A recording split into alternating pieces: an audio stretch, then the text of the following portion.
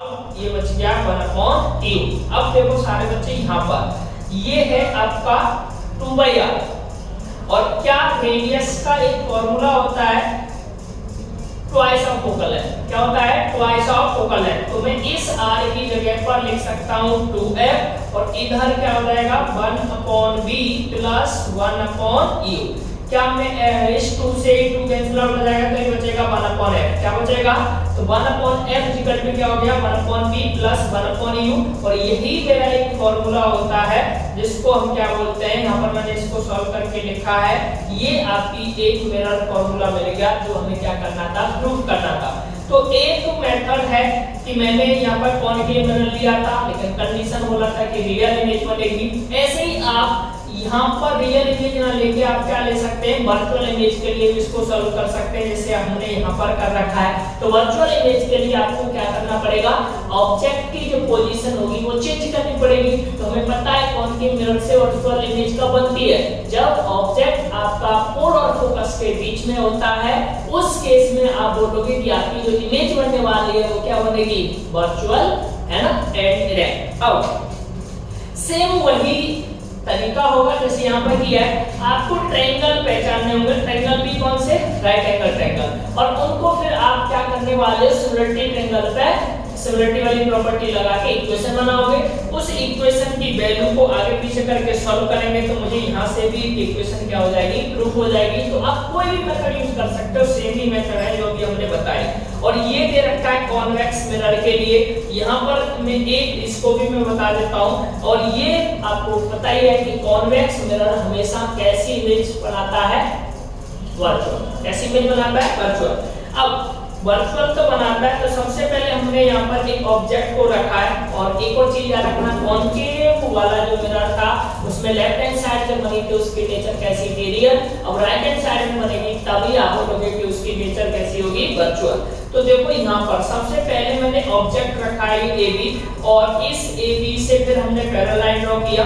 Parallel line आप देखोगे कहां से जाएगी, दूसरी तरफ फोकस से क्या करेगी, मूव करेगी, क्योंकि ये कॉन्वेक्स है, फोकस इस साइड। फिर हमने एक रे सेंटर ऑफ कर्वेचर से डाली है तो आपको पता है ये वापस भी ऐसे जाने वाली है, तो ये आपकी इंसिडेंट रे की हो जाएगी और यही रे आपकी कौन सी कहलाएगी, रिफ्लेक्टेड। और एक रे मैंने ये एंगल के साथ ड्रॉ किया, इसको पीछे बढ़ा देंगे, ये रिफ्लेक्टेड रे होगी। तीनों रे यहाँ मीट कर रहे हैं तो मेरी इमेज बनेगी। साइज आपको नजर आ रहा है छोटा बनने वाला है और ये ऑब्जेक्ट है, ये इसका साइज आपको दिख रहा है बड़ा है और ये जो इमेज बनी उसका साइज कैसा है, छोटा। अब कौन कौन से ट्रायंगल हमें लेना है, तो एक तो ये ट्रायंगल बना हुआ है यहाँ पर, एक ट्रायंगल आपका ये भी बन रहा है और एक ट्रायंगल आपका ये भी बन रहा है और एक ट्रायंगल आपके, है ना, ये वाले भी क्या होंगे, इधर वाला A', B', C, ये वाला भी राइट एंगल ट्रायंगल बन रहा है। इन्हीं राइट एंगल ट्रायंगल का क्या करेंगे, एक एक करके यूज कर सकते हो। यहाँ पर मैंने ABC लिया है और कौन सा लिया है, A', B', C। तो यहाँ पर भी वही कि AB अपॉन में क्या कर दोगे, A', B' और BC अपॉन में क्या कर देंगे, B', तो इक्वेशन नंबर 1।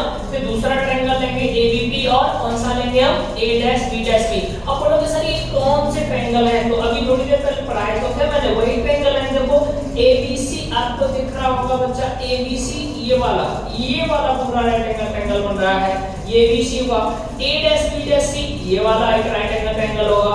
ABP ये वाला राइट एंगल ट्रायंगल होगा। A', B', ये वाला राइट एंगल ट्रायंगल होगा। तो सारे डायग्राम में राइट एंगल ट्रायंगल दे रखे हैं, उन्हीं का यूज करना है। अब इसमें अगर मैं निकालूं सिमिलरिटी वाली प्रॉपर्टी को अप्लाई करूं तो AB अपॉन में क्या होगा, A', B और यहाँ पर मैंने पुट किया है BP अपॉन में क्या हो जाएगा, ये वाला BP का रेशियो किसके साथ, B' के साथ, इक्वेशन नंबर 2। अब देखो सारे बच्चे कि अगर मैंने बोला कि भाई BP B' के क्या है, ये वाली इक्वेशन और ये वाली इक्वेशन आपस में कैसे हैं, इक्वल, मतलब दो इक्वेशन की लेफ्ट हैंड साइड आपस में क्या है, इक्वल। तो आप बोलोगे भाई ये और ये आपस में कैसे हो जाएंगे, इक्वल हो जाएंगे। तो मैं बोलूंगा कि BP अपॉन में B' इक्वल टू क्या होगा, BC अपॉन में B'। अब फिर से वही कहानी कि BC को तोड़ना है और किसको तोड़ना है, B' को। तो BC पहचानो जरा डायग्राम में BC है कहां, BC ये वाली डिस्टेंस है आपकी, ये है ना। तो इसको कैसे लिख सकते हैं, तो आप बोलोगे यहाँ से यहाँ तक लिख दो, फिर यहाँ से यहाँ तक लिख दो।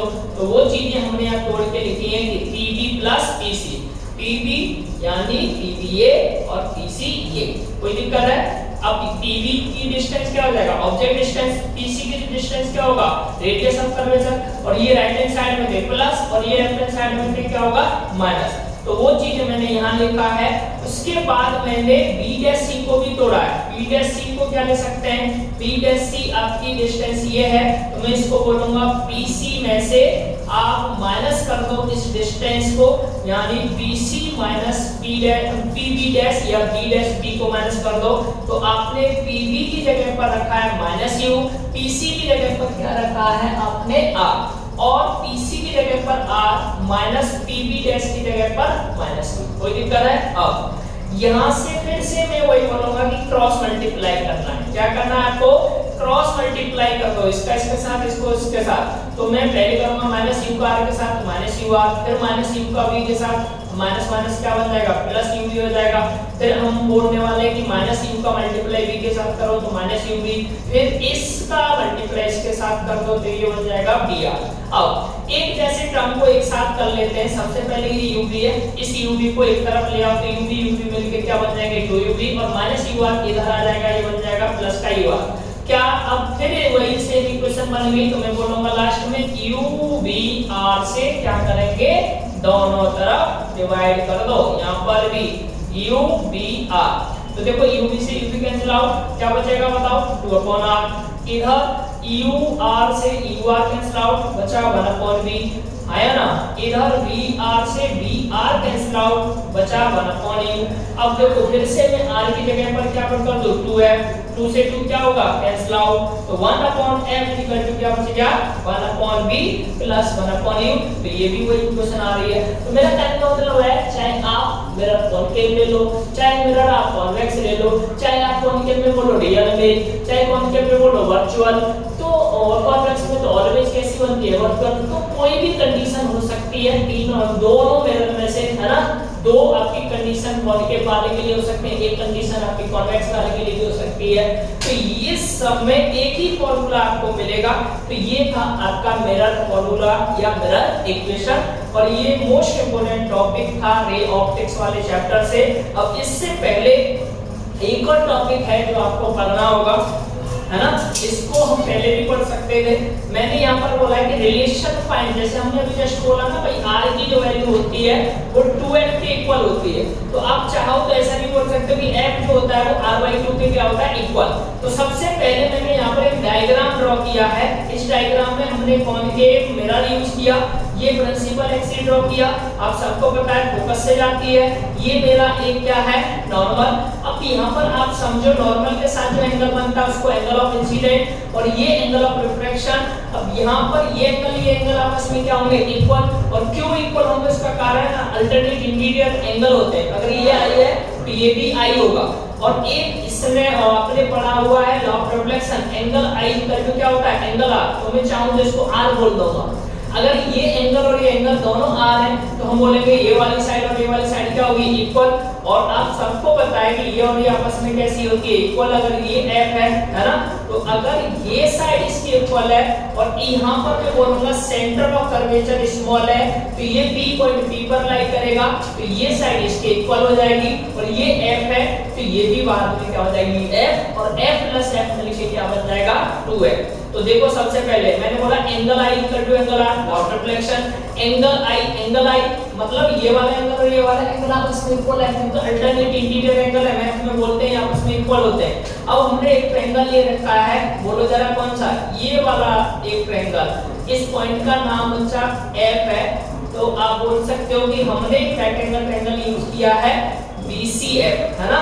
ये वाला राइट एंगल ट्रायंगल आपका क्लियर? या ट्रायंगल ही बोल दो, नॉट राइट एंगल ट्रायंगल, बस ट्रायंगल बोलो। तो अब इस केस में angle I equal to angle R लिया, क्योंकि opposite side equal to equal angle. तो FB जो होगी, अगर ये एंगल और ये एंगल इक्वल होंगे तो ये साइड आपस में इक्वल, तो मैंने बोला FB किसके इक्वल होगा? CF। अगर मेरा है स्मॉल अपर्चर, यानी मैंने बोला ये जो है लेंस का अपर्चर ये मिनिमम हो, कम से कम हो, तो आप बोलोगे P पॉइंट कहां पर लाई करेगा? पोल के ऊपर। तो मैं बोलूंगा जो FB साइड होगी वो किसके इक्वल हो जाएगी? FB के। तो अब यहाँ पर FB FC के इक्वल है और PC किसके इक्वल है? R। तो मैंने यहाँ पर तोड़ के रखा है कि PC इसको लिख सकते हैं Ft प्लस Fc, और Fc और Ft आपस में इक्वल है, तो Ft प्लस Ft मिलके क्या बनाएगा R, और Ft मिलेंगे 2Fp, और Fp की जगह पर Fp है क्या फोकल लेंथ, तो इसकी जगह पर क्या लिख सकते हैं हम स्मॉल f, तो ये बन जाएगा 2F R। और अगर मैं बोलूं कि f क्या होगा तो क्या बोल दोगे R/2। अब यहाँ पर एक और चीज की भाई मैग्नीट्यूड जैसे हमने बोल लिया कि मैंने मिरर फार्मूला का यूज करके इमेज पोजीशन निकाल ली, ये निकाल लोगे, लेकिन क्वेश्चन में पूछेगा उसकी नेचर बताओ, साइज बताओ, तब क्या करेंगे, तब मैं आपसे बोलूंगा भाई अगर साइज निकालना है, नेचर निकालना है तो मैग्नीफिकेशन निकाल लो। और मैग्नीफिकेशन के दो फॉर्मूले होते हैं मिरर में, याद रखना m क्या h डैश अपॉन h और m क्या -v/u। ये दो फॉर्मूले हैं मैग्नीफिकेशन के, क्लास 10th में भी आपने पढ़े होंगे। और डेफिनेशन क्या होगी इसकी, ratio of size to the size of the object, मतलब साइज ऑफ इमेज को आप साइज ऑफ ऑब्जेक्ट से डिवाइड कर दो तो भी बोल सकते हैं मैग्नीफिकेशन मिलेगा, साइज बोल सकते हैं, हाइट बोल सकते हैं, दोनों का मतलब एक ही होता है। अब देखो सारे बच्चे कि अगर मैंने बोला यहाँ पर है ना, ये वाला डायग्राम आपको याद ही है ना, AB अपॉन में A डैश B डैश, तो हमने यहाँ लिखा है कि AB अपॉन में A dash B dash equal to क्या है BP अपॉन में B डैश P।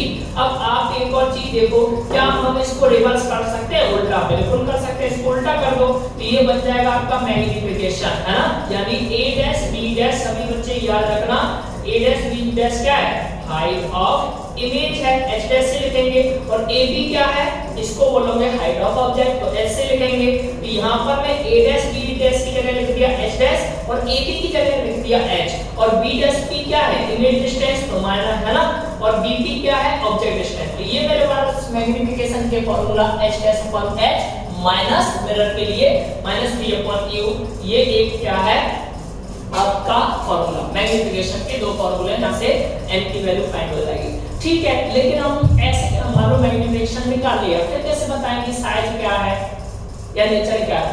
तब बच्चे आप साइन कन्वेंशन में कुछ चीजें मैंने यहाँ लिखी है, तो सब बच्चों को ये याद रखना है, इधर कॉनकेव मिरर, इधर कॉन्वेक्स मिरर। कॉनकेव मिरर में आप याद रखना फोकल लेंथ हमेशा माइनस, ऑब्जेक्ट डिस्टेंस हमेशा माइनस, और ऑब्जेक्ट डिस्टेंस तो कॉनकेव हो, कॉन्वेक्स हो, लेंस हो, सब में माइनस लेना है। v की वैल्यू भी कॉनकेव के लिए माइनस की होती है, बस एक केस छोड़ते, कौन सा केस, जब ऑब्जेक्ट पोल एंड फोकस के बीच में होगा उस केस में ये वैल्यू प्लस की होती है कॉनकेव के लिए। बाकी हर जगह f की वैल्यू क्या लेंगे हम माइनस लेते हैं, जो मैंने यहाँ लिखा है। कॉन्वेक्स में f पॉजिटिव है ना, v पॉजिटिव, और u हमेशा मैंने दोनों में बोला माइनस का होता है। अब नेचर भी याद रख सकते हो, अगर कॉन्वेक्स मिरर है तो हमेशा वर्चुअल एंड डायरेक्ट होगी, कॉनकेव है तो कैसी बनेगी रियल एंड इनवर्टेड। अब एक और चीज मैंने जैसे बोला ऑब्जेक्ट पोल और फोकस के बीच में, इस केस में मानता हूं कॉनकेव में कैसी इमेज सबको पता है वर्चुअल एंड डायरेक्ट बनती है। कॉनकेव में एक ही कंडीशन है, जब ऑब्जेक्ट पोल एंड फोकस के बीच में होगा तभी इमेज कैसी बनेगी वर्चुअल। बाकी पांच केस, जब ऑब्जेक्ट इन्फिनिटी पर हो, बियॉन्ड सी हो, HC हो, विटामिन C एंड F हो या F हो, इन पांच केसेस में इमेज हमेशा हमेशा रियल बनती है। क्लियर? इसके बाद ये सब चीजें आपको याद रखनी है। एक और चीज, अगर मैंने मान लो b निकाल लिया है ना, और b किससे निकाला होगा मिरर फार्मूला से, हाँ या ना, यहाँ पर वैल्यू डाल दो, u की f की वैल्यू डालोगे b निकल जाएगा, कैलकुलेटर में b मिल गया। तो आपने क्या बता दिया, पोजीशन बता दी इमेज की। अब मैं बोल रहा हूँ नेचर, तो मैंने बोला m निकालो, तो m के लिए फार्मूला या तो ये यूज होगा या फार्मूला ये यूज होगा। ज्यादातर इक्वेशन जब भी बनेगी तो -b/u पर सॉल्व होने वाला है क्वेश्चन, तो -b की जगह पर v की वैल्यू डालो, u की वैल्यू डालो, सॉल्व कर लो, m मिल जाएगा। अब m की वैल्यू अगर 1 आए, m की वैल्यू क्या है 1, तो आपको हमेशा बोलना है कि भाई जो इमेज बनेगा उसकी साइज वही होगा जो ऑब्जेक्ट की साइज होगी, मतलब हाइट। जो ऑब्जेक्ट की हाइट होगी वही क्या होगी इमेज की हाइट हो जाएगी। अगर ऑब्जेक्ट की हाइट 1 मीटर दे रखा है तो इमेज हाइट भी क्या हो जाएगा 1 मीटर। लेकिन ये कब होगा, जब होगा जब m की वैल्यू क्या आ रही होगी 1। लेकिन अगर m की वैल्यू क्या है ग्रेटर देन 1 है ना, m की वैल्यू क्या है ग्रेटर देन 1, मतलब 1.2 1.4 इस तरह की वैल्यू है, या फिर ऐसे लिखा है -1.8 माइनस के साथ -2.7, तो भाई माइनस माइनस सब भूल जाओ, बड़ा इसको मैग्नीट्यूड को चेक करो, बस इसको भूल जाओ, माइनस माइनस कुछ नहीं ध्यान देना, बड़ा है या नहीं बस ये देखना है। बड़ा है तो आप बोलोगे उसका जो साइन होगा वो हमेशा क्या होगा, लार्ज। और अगर इसकी वैल्यू 1 से कम है, 1 से कम का मतलब है 0.8 हो, 0.6 हो, 0.7 हो, इस तरह की कोई भी वैल्यू हो तो मैं बोलूंगा साइज कैसा होगा, इमेज का स्मॉल। अब नेचर भी बतानी है, तो नेचर के लिए आप याद रखना m की वैल्यू माइनस की आएगी तो नेचर क्या रहने वाला है, रियल, और m की वैल्यू प्लस की आएगी तो नेचर कैसा रहने वाला है, वर्चुअल। समझ में आ गया? अगर m की वैल्यू इक्वल टू 1 तो साइज बोलोगे सेम, जो ऑब्जेक्ट है उतना ही बड़ा क्या होगा, इमेज। और अगर m की वैल्यू ग्रेटर देन 1 है तो लार्ज, और m की वैल्यू लेस देन 1 है तो क्या बोलेंगे, डिमिनिश या स्मॉल। और अगर m की वैल्यू माइनस में आ रही है, माइनस का साइन कहां यूज करना है, तो नेचर के लिए माइनस में है, तो आप बोलोगे क्या हो जाएगी उसकी वैल्यू, माइनस के लिए बताओ जल्दी से, रियल एंड इनवर्टेड नेचर। और अगर b की वैल्यू कैसी है, प्लस, तो मैं बोलूंगा इमेज वर्चुअल एंड डायरेक्ट होगी। कुछ बच्चे यहां कंफ्यूज कर जाते हैं, m की वैल्यू मान लो -2.7 है, बोलेंगे माइनस में ही तो वैल्यू छोटी होती है तो साइज लेना क्या हो जाएगा, डिमिनिश। भाई माइनस का साइन सिर्फ नेचर के लिए बताना है, तो माइनस का यूज कर लेना आप रियल एंड इनवर्टेड के लिए। बाकी आप देखो ये क्या बचा, 2.1 से बड़ा है तो साइज भी बोलेंगे क्या हो जाएगा, लार्ज। तो ये आपका एक चैप्टर था, यहाँ मैंने यूज भी लिख रखे हैं, एक बार इनको पढ़ लेना, फिर इमेज फॉर्मेशन डिस्कस करेंगे। तो ये था आपका एक पार्ट जो हमने आज डिस्कस किया। इसके अगले टॉपिक हम अगली वीडियो में डिस्कस करेंगे। आज के लिए इतना ही।